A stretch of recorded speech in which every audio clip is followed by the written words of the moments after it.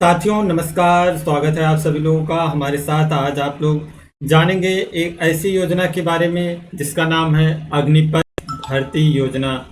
तो साथियों, क्या है अग्निपथ भर्ती योजना, इसके बारे में हम चर्चा करेंगे। तो अगर हम एक सवाल आप लोगों से पूछें, सवाल है कि सरकार ने निम्नलिखित में से किसके लिए अग्निपथ भर्ती योजना की घोषणा की है? क्या वह जो है आर्म्ड फोर्स के लिए है, या डॉक्टर के लिए है, या उद्यमियों के लिए है, या इनमें से कोई नहीं? तो आप सभी लोग हमारे साथ बने रहिए। उम्मीद करते हैं कि आप पूरा क्लास देखने के बाद यह बताने में सक्षम होंगे कि यह जो है अग्निपथ भर्ती योजना किससे संबंधित है। तो चलिए हम आगे बढ़ते हैं, देखते हैं अग्निपथ भर्ती योजना क्या है दोस्तों। तो भर्ती योजना के बारे में बात करें साथियों, तो कल यानी 14 तारीख यानी 14 जून था, और आज डेट है 15/2022, और हम आप सभी लोगों के साथ चर्चा कर रहे हैं। तो कल जो प्रधानमंत्री का सचिवालय है, जो प्रधानमंत्री के जो ट्विटर हैंडल है, पीएमओ ऑफिस से एक मैसेज आया कि जो केंद्र सरकार की नौकरियां हैं 1.5 साल में साथियों, केंद्र सरकार की तरफ से ट्वीट करके बताया गया कि 1.5 साल में 10 लाख लोगों को सरकारी रोजगार में शामिल किया जाएगा। यानी 1.5 साल में 10 लाख लोगों को सरकारी नौकरी दी जाएगी। तो उसी के बाद कुछ देरी बाद जो है आपका रक्षा मंत्रालय है, उसके द्वारा घोषणा किया जाता है कि Agnipath military recruitment scheme announced 46,000 Agniveer to required this year. यानी इस साल 46,000 अग्निवीरों को शामिल किया जाएगा। तो अग्निपथ योजना के तहत 46,000 अग्निवीरों को शामिल किया जाएगा। अग्निवीर बोले साथियों, तो जो आपके सैनिक होंगे इस योजना के तहत जो शामिल होंगे उन्हें कहा जाएगा अग्निवीर। यानी जो अग्निपथ योजना है ये आपकी, इसके तहत जो भी सैनिक सेना में भर्ती होंगे उन्हें अग्निवीर के नाम से जाना जाएगा। तो हम आगे चलिए देखते हैं अग्निपथ और अग्निवीर के बारे में साथियों, विस्तार से जानेंगे। तो जो अग्निपथ स्कीम है इसके तहत सेना में भर्ती किया जाएगा, और जो सेना में भर्ती किया जाएगा वह मात्र केवल आपका होगा 4 वर्षों के लिए दोस्तों। ये जो है 4 सालों के लिए बस केवल आपको सेना में भर्ती किया जाएगा। तो हम इसके देखेंगे क्या सकारात्मक पहलू हैं या नकारात्मक पहलू हैं। देश में इन दिनों तो बेरोजगारी अपने चरम स्तर पर बनी हुई है, लेकिन सरकार ने, आप कहेंगे कि सरकार ने क्या बहुत अच्छा काम किया कि मतलब 4 साल, एकदम 4 साल में उसके बाद हम क्या करेंगे? जो बच्चा हो जाएगा 4 साल बाद रिटायर हो जाएगा, फिर 4 साल के बाद कहाँ जाएगा, क्या करेगा? तो एक तरह से ये तो समस्या है, यानी 4 साल। लेकिन इसमें कुछ खासियत भी साथियों, जैसे अगर आप सेना में जाना चाहते हैं तो सेना में जा कर के आप अपने 4 साल में सेवाएं दे सकते हैं। सेवा का अवसर आपको प्रदान होगा, आप सेवा दे सकते हैं सेना में जा कर के। तो एक अच्छा कदम है, जिससे कि अगर आप इसका जो एज का क्राइटेरिया बनाया गया है उसके बारे में अगर हम बात करें साथियों, तो जो इसका एज है, इसकी एज की बात जो की गई है, यह 17.5 साल से लेकर के 21 वर्ष के युवाओं के लिए है। तो जो 17 साल से 21 वर्ष, यानी जो अगर 17 साढ़े 17 साल में इसमें भर्ती हो जाता है तो वह 21-22 साल की उम्र तक जाते जाते, यानी वो 4 साल में अगर रिटायर होगा 4 वर्षों के बाद, तो उस पर जो होगी 21-22 वर्ष ही होगी। उसके बाद जैसे सभी लोग, अगर कोई नहीं कहीं पर हो रहा है तो वह भी आकर के अपनी तैयारी करेगा आगे जिन चीज़ों में जाना चाहेगा, जैसे बैंक हुआ, रेलवे हुआ, या ISPCS का हुआ, कोई भी एग्ज़ाम देना चाहता है तो वो दे सकेगा, तो वो अपनी आगे चल करके तैयारी करेगा। तो 4 साल की यह भर्ती है जो संविदा पर आधारित है। और संविदा सैनिकों का अग्निपथ जो है, इसमें हम देखते हैं 2 साल से भर्ती जो नहीं आई है सेना की, 2 सालों से सेना की भर्ती नहीं आई है, और जिसके कारण 1.25 लाख पद खाली हुए हैं। और फायदा इसका जो है, रिटायरमेंट होने पर साथियों लाभ पेंशन के खर्चे बच जाएंगे। सरकार के जो सबसे बड़े फायदे होंगे इसमें सरकार के होंगे, जैसे सेना का जो सबसे अधिक खर्चा होता है वह सैनिकों के वेतन और पेंशन में चला जाता है। तो सरकार जो है जैसे उपकरण खरीदना हुआ या हथियार जो खरीदने होते हैं, इन सब पे पैसा जो है सरकार उतनी अधिक मात्रा में नहीं कर पाती है। तो सरकार को काफ़ी बचत होगा इसमें, क्योंकि 4 साल के बाद आप इस प्रक्रिया में आएंगे और चले जाएंगे।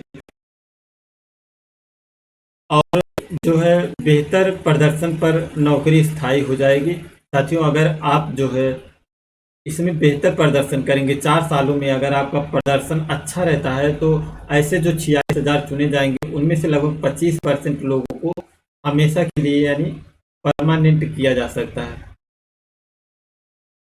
परमानेंट रूप से चुना जा सकता है।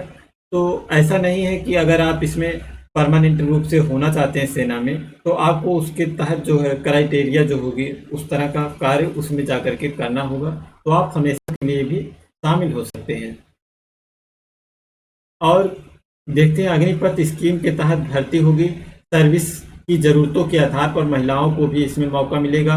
और जो हमने अभी बात किया साल, ये जो उम्र का जो क्राइटेरिया हुआ 17.5 से 21 साल तक के युवा जो हैं इसके लिए आवेदन कर सकते हैं। अगर योग्यता की बात करें साथियों, 10वीं पास करके आए अग्निवीरों को ब्राह्मण का सर्टिफिकेट देने के लिए सिस्टम तैयार किया जाएगा।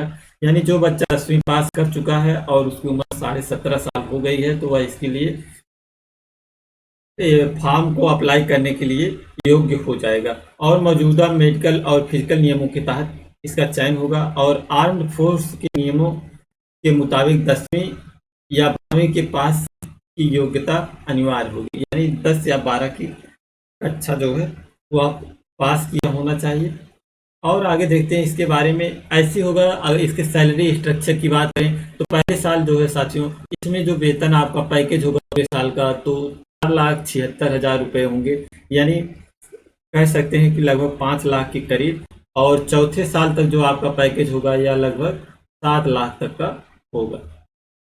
और रिस्क और कठिनाई के आधार पर बाकी अलायंस मिलते रहेंगे। जैसे अगर कोई रिस्क आपके साथ कोई घटना घट जाती है, तो उसके अनुसार आपको सुविधाएं दी जाएंगी इसमें। और जैसे जैसे क्या है, अगर सेना में आप 4 साल के लिए जो भर्ती हुए हैं, आप अग्निवीर के तहत अग्निपथ योजना के तहत अगर इसमें शामिल हुए हैं, तो आपका अगर 4 सालों के अंतर्गत सेना की कार्रवाई के समय अगर आपकी डेथ हो जाती है, तो आपके जो परिवार वाले हैं उनको 1 करोड़ रुपए मिलेंगे। और बाकी बचे टर्म की पूरी सैलरी आपको, यानी 2 साल तक जॉब किए और 2 साल के अंतर्गत आपका किसी मिलिट्री एक्शन में या किसी युद्ध वगैरह में आपकी मौत हो जाती है, तो आपको जो 2 साल आपके ड्यूटी का जो टर्म बचा हुआ है उसका भी पैसा आपके परिवार को दिया जाएगा। डिसेबिलिटी के आधार पर 44 लाख रुपए मिलेंगे। डिसेबिलिटी की बात करें साथियों, जैसे अगर आप किसी तरह से क्षतिग्रस्त हो जाते हैं, जैसे आपके हाथ पैर टूट जाते हैं या और किसी प्रकार से आपको इंजरी आती है, किसी प्रकार की इंजरी जिस तरह की होगी, तो उसके तहत से अगर आप उसके क्राइटेरिया में आएंगे तो आपको 44 लाख रुपए तक दिए जाएंगे। सेवानिधि समेत बचे हुए टर्म की पूरी सैलरी भी मिलेगी आपको। और इसमें बात करें सैलरी से 30% योगदान जो अग्निवीर करेंगे उतना ही सरकार करेगी। जैसे अगर आपको सैलरी 30,000 रुपये महीने दी जा रही है, तो सरकार इसमें से आपको 30%, जो आपकी सैलरी होगी उसका 30% सरकार काट लेगी, यानी 30% सरकार आपको उसका काट लेगी। तो कितना बचेगा, यानी सरकार कितना काट रही है, तो अगर हम ये 2 जीरो कर जाते हैं तो 3 तिरिका 9,000 रुपये, यानी सरकार आपको आपके वेतन से 9,000 रुपये सरकार काटती रहेगी। अगर जो 9,000 रुपये आपकी काटती है सरकार, उसमें 9,000 अपनी तरफ से ऐड करेगी, तो यानी आपको 18,000 रुपये सरकार देगी। और जो 4 साल जब आप पूरे हो जाएंगे, तो इस तरह से आपके सभी पैसों को जोड़ करके आपके 11.7 लाख रुपए जो होंगे आपको एक मुश्त में रिटायर के बाद आपको दिए जाएंगे 11.7 लाख रुपए। और इसके बारे में हम आगे बढ़ते देखते हैं क्या है भर्ती की प्रक्रिया। और अग्निवीर सैनिक साल में 2 बार की जाएगी। जो है इसकी भर्ती जो है साल भर में 2 बार, यानी 6 महीने पर जो है निकाली जाएगी इसकी भर्ती। और कार्यकाल जो है समाप्त होने पर 25% सैनिकों को वापस में सेना में लिया जाएगा। अभी हमने पीछे बात किया, जितने सैनिक जो जैसे 46,000 दिया है कि इस बार भर्ती किए जाएंगे, तो 46,000 में लगभग 25% जो है उनको सेना में परमानेंट रूप से हमेशा के लिए यानी शामिल कर लिया जाएगा। तो और यह भर्ती 6-6 महीने में गैप पर होगी और 17.5 साल से लेकर 21 साल तक उम्मीदवार इसके लिए आवेदन कर सकेंगे।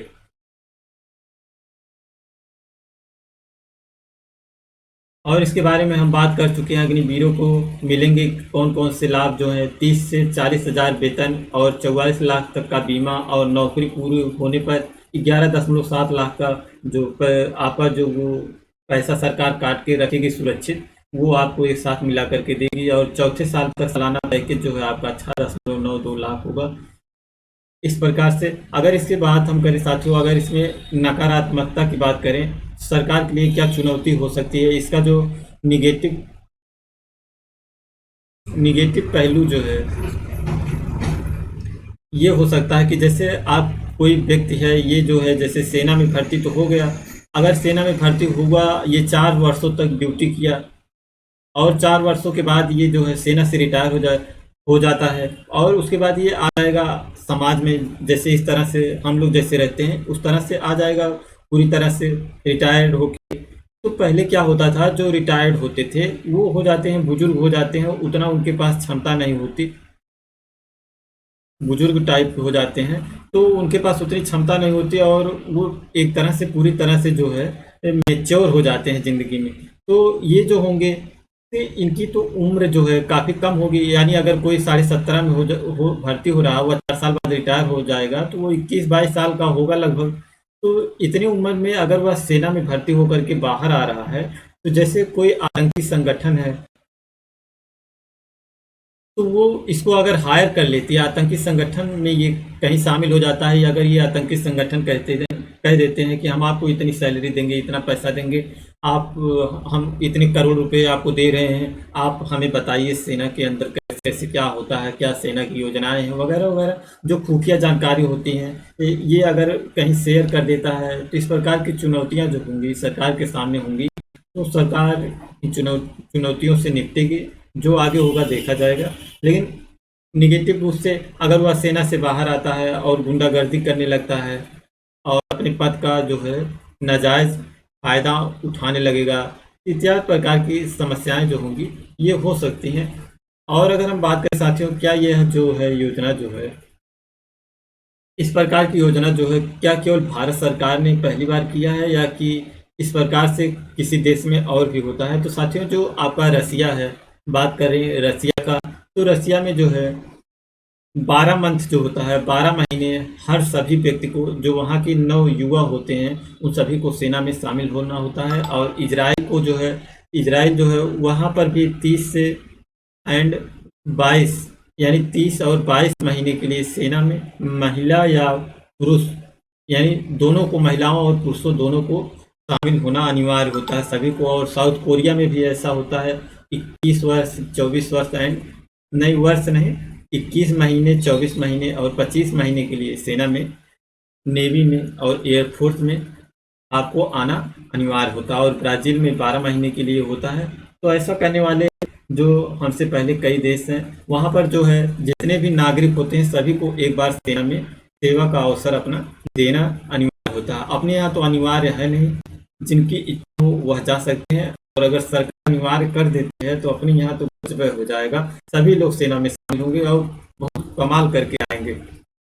और उम्मीद करते हैं साथियों आप लोग वीडियो अच्छी तरह से